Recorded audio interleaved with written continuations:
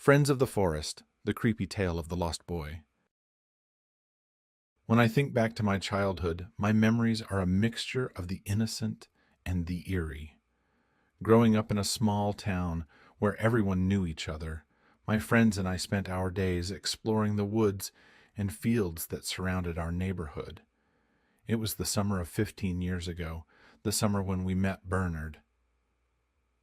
Michael, Zachary, and I were inseparable. Michael was the kind of kid who could make friends with anyone. He had a smile that could light up a room and a laugh that was contagious. Zachary was different. He was half friend, half bully, always teasing and testing us. But in his own way, he was loyal. The three of us had our own little world, a realm of adventure and secrets that only we knew. One afternoon, while we were playing hide-and-seek in the woods behind Zachary's house, we stumbled upon a boy we had never seen before. He was sitting on a fallen tree, staring at the ground. He looked about our age, maybe a year or two older, with dark tousled hair and piercing blue eyes. "Hey, who are you?" Michael called out, always the first to extend a hand. The boy looked up, his expression unreadable. "Bernard?" he said softly. "I've never seen you around before," I said, stepping closer. "Do you go to our school?" Bernard shook his head. "Just moved here." "Cool," Michael said, grinning. "You want to play with us?" Bernard nodded, a small smile tugging at his lips.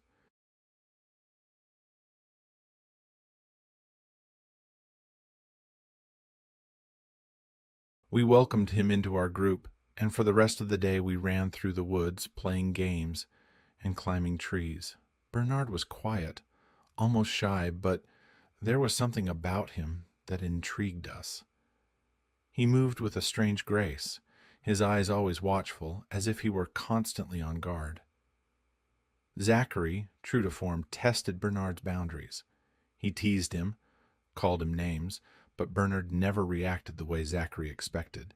He would simply stare at Zachary, his expression calm and composed, until Zachary would eventually give up and move on. One day, Zachary brought his disposable camera, one of those old ones with the film you had to get developed. "Let's take a picture," he said, gathering us together. We huddled close, Bernard standing slightly apart, and Zachary snapped the picture. It captured a moment in time, the four of us smiling and carefree. That picture would later become a haunting reminder of the events that would unfold. As the summer wore on, Bernard's presence became a regular part of our days. He never spoke much about his family or where he lived, and whenever we asked, he would change the subject. But we didn't mind. We were just happy to have another friend. Then, one day, Bernard didn't show up. We waited at our usual spot in the woods, but he never came. The next day was the same, and the day after that. Weeks turned into months, and we never saw Bernard again. We assumed he had moved away as mysteriously as he had arrived. Life went on. The years passed, and our childhood adventures became distant memories. I joined the police force, driven by a desire to protect and serve. It was a job that required me to face the darkest aspects of humanity, but it also gave me a sense of purpose. One rainy afternoon, while cleaning out my attic, I stumbled upon a box of old photos. Among them was the picture Zachary had taken that summer. I stared at it, a flood of memories washing over me. There we were, Michael, Zachary, Bernard, and me, captured in a moment of innocent joy. A strange feeling settled in my gut. Bernard's face seemed to stare back at me, his eyes more intense than I remembered. I took the photo to work the next day, unable to shake the feeling that something was off. I showed it to a colleague who specialized in cold cases. "Hey, take a look at this," I said, handing him the photo. "Do you recognize this kid?" He examined it closely, his brow furrowing. "Give me a second." He walked over to his desk and began sifting through files. After a few minutes, he pulled out a faded document and compared it to the photo. "This is Bernard," he said, his voice hushed. "Bernard Thompson. He went missing almost 30 years ago. It's one of our oldest cold cases. A chill ran down my spine. How could Bernard have been missing for 30 years when we met him only 15 years ago? It didn't make sense. Driven by a hunch, I decided to investigate further. I returned to the woods where we used to play, the place where we had first met Bernard.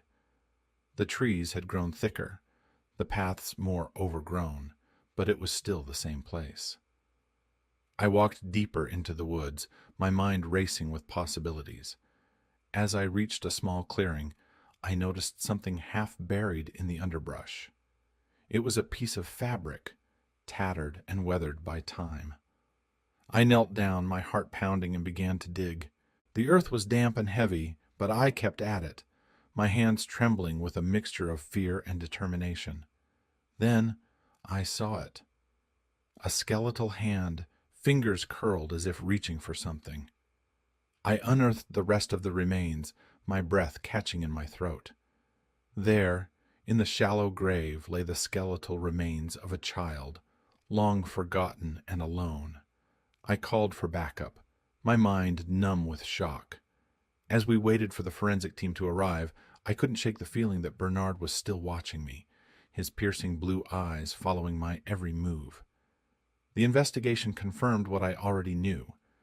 The remains belonged to Bernard Thompson, a boy who had gone missing nearly 30 years ago. But the mystery of how he had appeared to us 15 years ago remained unsolved.